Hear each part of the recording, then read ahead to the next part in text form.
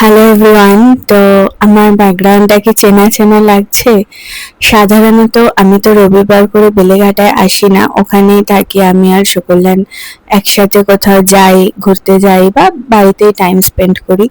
কিন্তু এই রবিবার বেলেঘাটাতে এসেছি আমি আর সুকল্যাণ দুজনেই, কারণ তোমাদেরকে আমি কিছুদিন আগে 21 তারিখ সম্ভবত ভিডিওতে আমি বলেছিলাম যে পরের দিন একটা বিশেষ দিন আছে এবং পরের দিন আমি তোমাদেরকে বলবো যে বিশেষ দিনটা কি ছিল। কিন্তু পরের দিন আর বলিনি, তার কারণ হচ্ছে বলছি।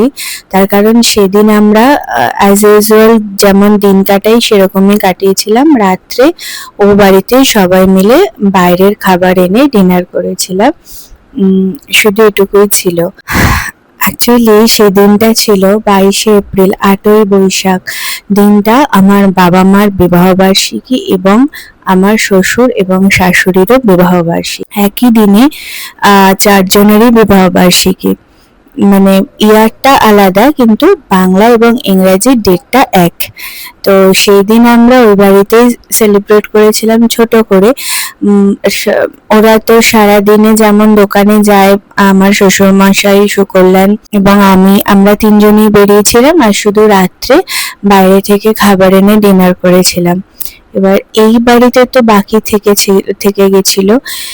এই বাড়িতে আজকে মা বাবা আমাকে আর সুকল্যাণকে আসতে বলেছিল, তো এখানে আমরা এসে লাঞ্চ করলাম আর এখনই বেরিয়েও যাব। মানে এসেছি তখন বাজে 2:30 নাগাদ, এসে লাঞ্চ করলাম, তারপরে একটু রেস্ট করলাম। এখন রেডি হয়ে গেছি, এখন আবার বেরোবো, কারণ আজকে তো রবিবার আর পরের রোববার বাড়িতে একটা শুভ দিন আছে। সেটা তোমরা সবাই জানতে পারবে, আমি শেয়ার করব। তো তার জন্য লাস্ট কিছু কেনাকাটা বাকি আছে, আজকে সেগুলো করতে যাব, মানে এখন।